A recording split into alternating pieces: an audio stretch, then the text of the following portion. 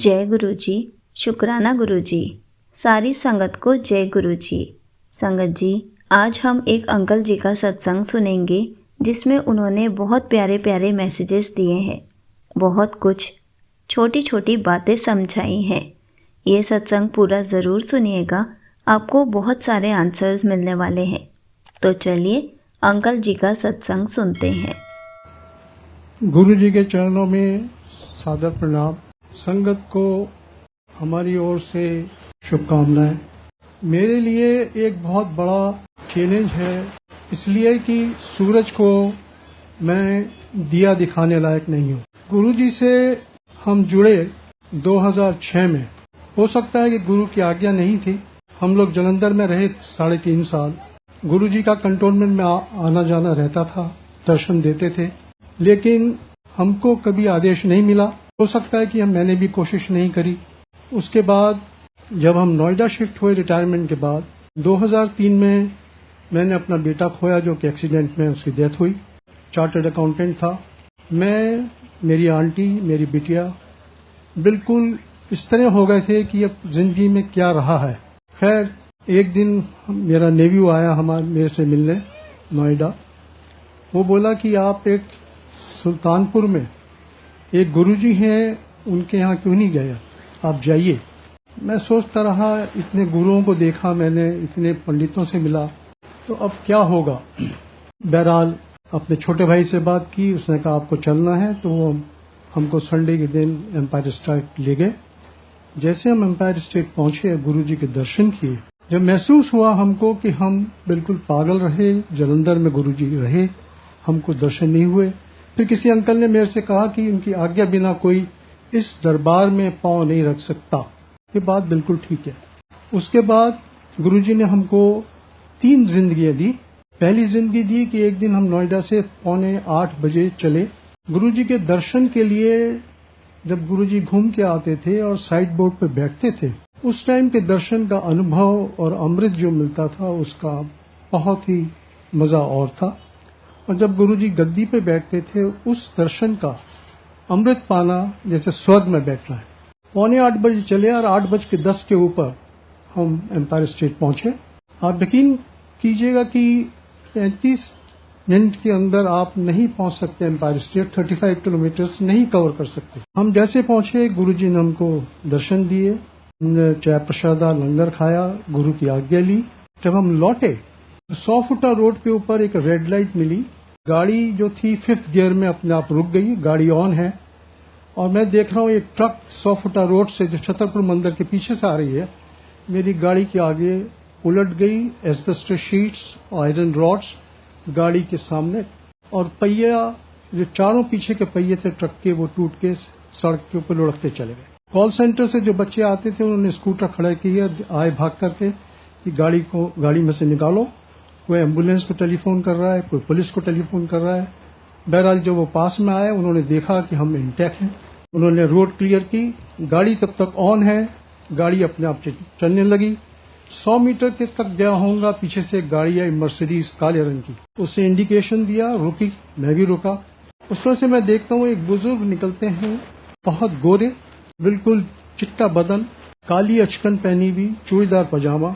और जब वो बाहर आए तो मेरा फर्ज था कि मैं भी उठ के बाहर गया, प्रणाम किया। मेरे से एक ही सवाल किया कि आपके कहीं लगी तो नहीं है।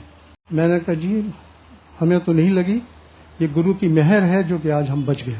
तो बोले कि ये गुरु की मेहर से ही आज आपको जन्म मिला है, बचे। बहरहाल हम गाड़ी में बैठे, जब देखा अनदर 100 मीटर गाड़ी गई होगी, गाड़ी डिसअपियर हो गई। उसके बाद जब गुरुजी ने एक दिन बांधा हुआ था हमारा, संडे का, जब हम गए दर्शन करने के लिए गुरुजी के दरबार में पहुंचे, गुरुजी कई बार जो मैसेज देते थे सबके लिए, he used to speak very loudly. बड़े जोर से बोले किसी अंकल से कि अंकल, सड़क दे उद्दे ऐदा नहीं है कि तुर लिए रेड लाइट है तो जरा वेग के चल दे। So this is one message which I want to share with you. I don't cross red light till today. चाहे मेरे को आधा घंटा रुकना पड़े, चाहे 20 मिनट रुकना पड़े, मैं रुक जाता हूं। दूसरी जिंदगी गुरुजी ने दी हमारी आंटी को, जिनको कि पैरालिटिक अटैक पड़ गया था 2008 में, और हाफ बॉडी पैरालिटिक थी, जो कि आंटी को भी पता नहीं था। बहरहाल जब हम कैलाश हॉस्पिटल गए, वहाँ पे डॉक्टर ने एग्जामिन किया। आंटी के उंगलियों में, पाँव में और थोड़ी सी जबान में थोड़ा सा था। उसके बाद जब MRI के लिए ले जा रहा था मैं, तो एक मेरे पास कॉल आया। वो मैसेज था कि माथुर अंकल, आंटी ने अटैक पै गया। सर आंटी आप तो इतनी दूर बैठी हैं, मैं यहाँ नोएडा में हूँ, हॉस्पिटल में हूँ। तो बोलती हैं आप MRI के लिए ले जा रहे हैं? हाँ। कहता कुछ नहीं, एक थोड़ा सा ब्रेन में क्लॉट निकलेगा।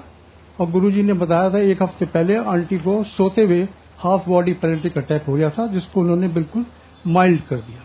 उसके बाद आंटी 6 दिन रही, बाहर आ गई और अभी आंटी बिल्कुल ठीक है, स्वस्थ हैं, अपना काम अपने आप करती हैं। और जब गुरुजी के पास हम दर्शन करने जाते हैं, और गुरुजी ने जब 2007 में चोला छोड़ा, तो हम सोचते थे कि अब क्या है हमारी जिंदगी।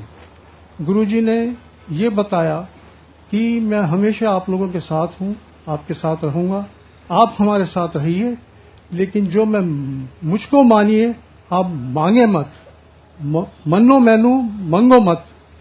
एक दिन गुरुजी से बात हो रही थी, तो गुरुजी ने मेरे से यही कहा कि मंगदे नहीं है तो पुछदे नहीं है। वो इसलिए था कि जब हम अपने बेटे को खोया, तो गुरुजी ने हमारा माइंड धीरे धीरे धीरे सेट किया। गुरुजी चाहते तो वो 2 घंटे में हमको सेट कर देते, लेकिन गुरुजी की जो कृपा रही असीम, धीरे धीरे सेट किया। वो किसी वजह से सेट किया होगा कि एकदम सेट करने में कुछ हमारा नुकसान होगा, और धीरे धीरे करने में गुरुजी ने हमारा कल्याण जो किया, उसका हमको कोई एहसास नहीं हुआ, लेकिन अब एहसास होता है, क्योंकि गुरु जो है महासमाधि ले गए।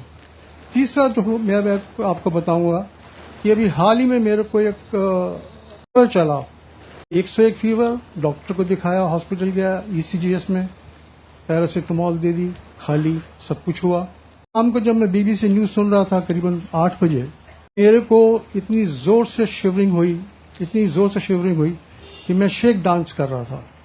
इस शेक डांस में मेरी बिटिया ने मुझे पकड़ा, मेरी आंटी ने पकड़ा, पड़ोस से बुलाया, उन्होंने पकड़ा, लेकिन ये खुद जिन्होंने मेरे को पकड़ रखा था वो भी शेक डांस कर रहे थे। खैर मेरे को नीचे ले गए, गाड़ी में बैठाया। मैं मुश्किल से DPS एक जगह है, DPS स्कूल है, करीबन आधा किलोमीटर। वहां तक पहुंचते पहुंचते मेरा जो सांस थी वो बंद हो रही थी। गुरु का अरदास कर रहा था। गुरु जी से मैंने एक ही अरदास की, गुरु जी या तो आप मेरे को जिंदगी दें या आप मेरी जिंदगी लें। अगर आप चाहते हैं जिसमें मेरी भलाई है वो आप करें, मैं आपके चरणों में हूं, जो कुछ करना चाहते हैं आप करें। आप यकीन न कीजिए कि मैं जब हॉस्पिटल कैलाश पहुंचा हूं, बिटिया गाड़ी से पहले निकली है और ये बोलते हैं कि डॉक्टर डॉक्टर, 2 डॉक्टर, एक लेडी डॉक्टर, एक जेंट डॉक्टर, वो इंतजार कर रहे थे हम लोगों का। वो फटाक से आए, उन्होंने मेरे को देखा, व्हील चेयर पर बैठाया, इमरजेंसी में ले गए, एक मशीन सेट की उंगली में, they diagnose what is the problem. उसके बाद मेरे को 6 इंजेक्शन एट ए टाइम उन्होंने एक के बाद मेरे को वेन में इंटरवीनस दिए। और उसके दौरान में मैं डॉक्टर से कह रहा हूं मुझे ऑक्सीजन दी चाहिए। डॉक्टर कहती hold on, hold your horses, we are treating you.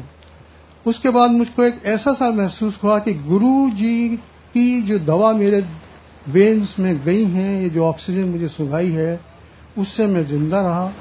और मैं मुश्किल से करीबन 5 दिन हॉस्पिटल में रहा और मैं अभी ठीक हूं। गुरु की कृपा है, ऐसी असीम कृपा सबको मिलती कहाँ है। गुरु का आदर करना सबसे बड़ी बात है। ऐसा गुरु मैंने अपनी जिंदगी में नहीं देखा। मैंने सब गुरुओं के दर्शन किए जिंदगी में। टीवी गुरुओं से मिला, कितने पंडितों से मिला, कितने तांत्रिक मेरे को मिले जो कि पैसा मेरे से मांगते थे, and I used to give them money and go. लेकिन गुरु के दरबार में आने के बाद गुरु जी जो हैं एक भगवान हैं, महाशिव हैं। और अब जो हमको महसूस होता है कि गुरु जी हमेशा संगत के साथ हैं। और आपसे यही अनुरोध है कि गुरु की आज्ञा का पालन कीजिए, उनका निरादर न कीजिए, गुरु की चरणों में अपना शीश हमेशा झुका कर रखें। जय गुरु जी। Thank you so much uncle ji. आपने अपना सत्संग पूरे गुरु परिवार के साथ शेयर किया। आपने बहुत प्यारी प्यारी बातें बताई हैं सत्संग में।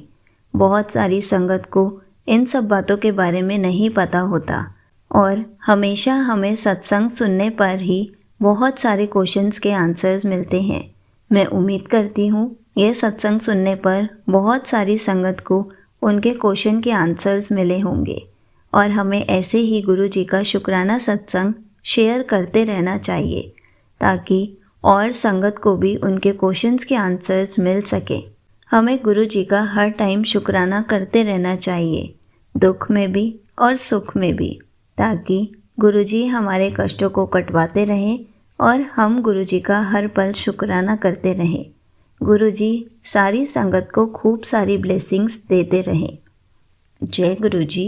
शुक्राना गुरु जी।